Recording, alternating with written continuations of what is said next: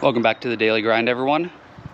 Here, I've got some carrots and they are ready to harvest. I also have some snow peas that are ready as well. Might be a week shy on some of them, some of the varieties. Other ones, I believe they definitely are ready. There's different growing speeds for the different varieties of carrots, but they're ready, so we're gonna pick. So if you guys remember, I used the square foot method here. This is only a 6x3 bed, a very small bed. But I was still able to get, I believe, 160 carrots in there, plus the snow peas behind it. So if you guys are interested in that video, I will link that below, and also at the end of the video as well, for you guys to see if you want to check that out. But that seeding square was a really great thing, a great investment for me, because it allows me to plant these densely and also keep the right spacing perfectly for them. So again, 160 carrots in only really, actually I only planted a 2-foot row, 2x6 foot row of carrots. So anyway, I'm gonna start harvesting. Eli's gonna come and help me harvest, and I got a big bucket to be able to put them in because I think we're gonna need it. There's gonna be a lot. All right, so we're gonna start with the red carrots. Start pulling those back there up. See what you think. Yeah. And we. Okay. Well, you wiggle. We try to Like move this. it. There you go. Oh, look at that carrot. Nora couldn't do it. Yep. Get the dirt off in there. Good. Nice. What do you think? Nice. I'll get these. These are the tender sweets back here. Yeah. So. Yeah, let's get back a little bit so we can see. The tender sweets. That's so in the front here is Danvers. Those are a little bigger. They're fatter. The tender sweets are thinner. Go ahead. This one.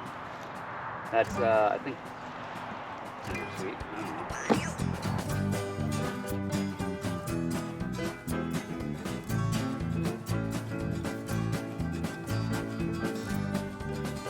This one. Oh, that's a weird looking one. Oh, show that to the camera. Got a weird one here. That happens sometimes if there's too much nitrogen, or if the root hit like a rock or something and had to go off, but that obviously has issues. Yeah, that's fine. Then just put that in. We can still eat that.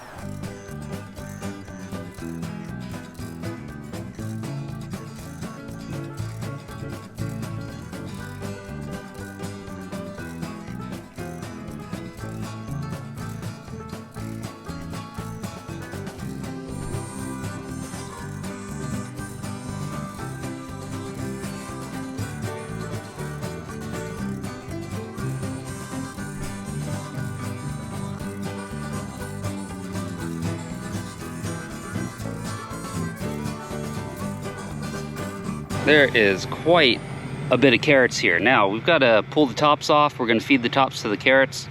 All right, we're gonna feed the tops to the chickens after we pull them off. But we got quite a bit. Now some of them were not quite of size. That's here, but that'll be chicken feed. So these are the red ones. These are the purple ones, and I don't know the difference. I've got purple elite and some other kind of purple one. This is the tender sweets. And the Danvers. The Danvers are really nice and thick. The tender sweets, there's a couple good ones, but they're pretty skinny. They always were, but I had a little more growth on them last year. But that's okay. We might have been a little early on harvesting, but I mean, look at some of these. They're really good. So these reds always get really big too. So, all right, let's start pulling off the tops. Yeah, so all we're doing is just popping the tops off. We can stick it back in, yeah?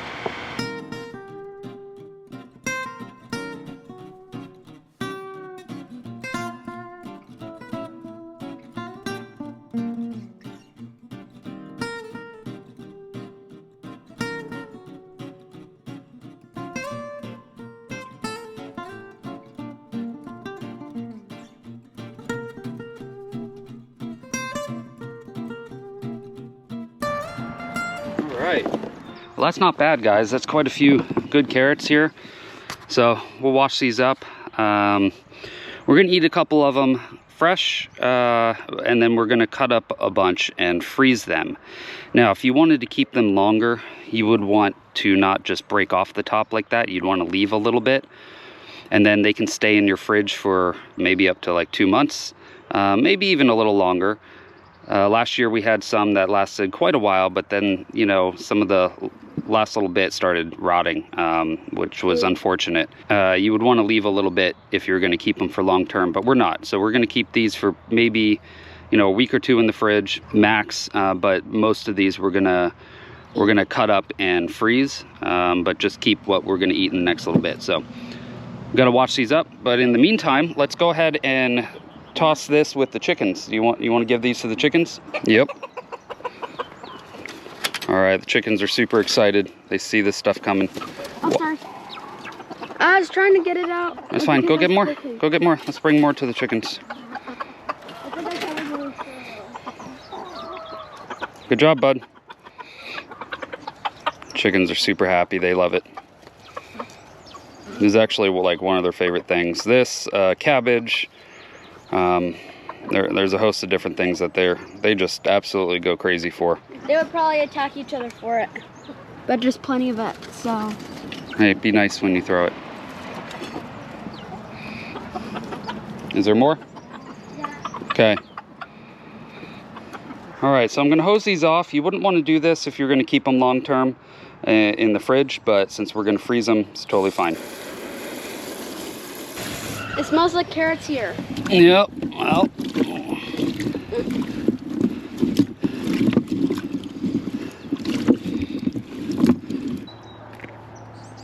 If there's any that still have stuff on, pull it up.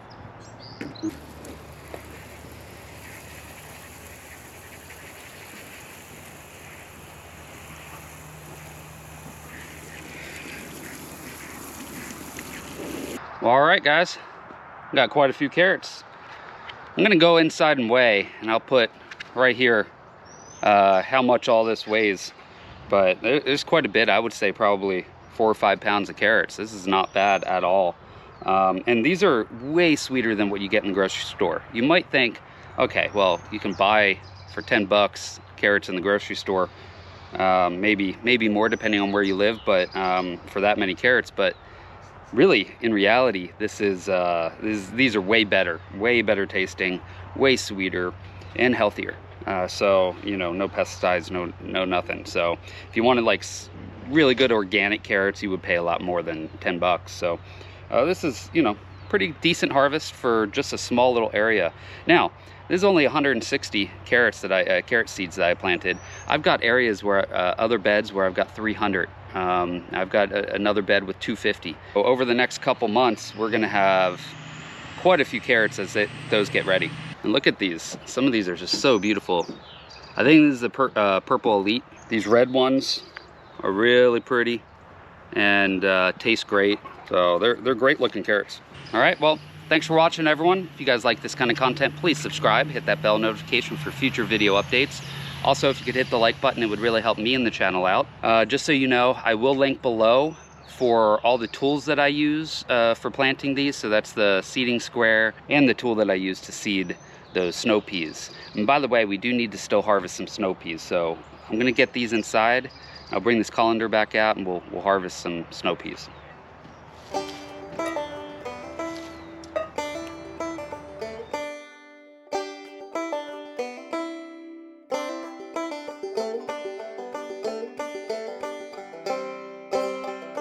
All right, bud, so when you go to pick one, you don't pull out, you lift straight up, and it's easy to pull out, so that way you don't rip the plant out. There you go. You don't need to pull hard.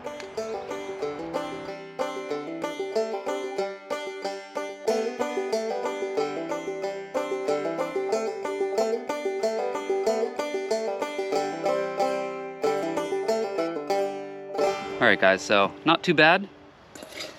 But not a huge harvest, but again, this is the first one. So this is the first time I've picked any. So we'll be able to get more next time and probably double this, I would say, the next time. Maybe not, but maybe another 2 or 3 days we'll be able to pick more. So we can actually put these in the fridge and they'll be good until the next harvest. And then once we harvest more, we'll be able to actually use it for like a stir fry, okay, or whatever you use snow peas for. I will see you guys on the next video. Now you guys try to escape the daily grind.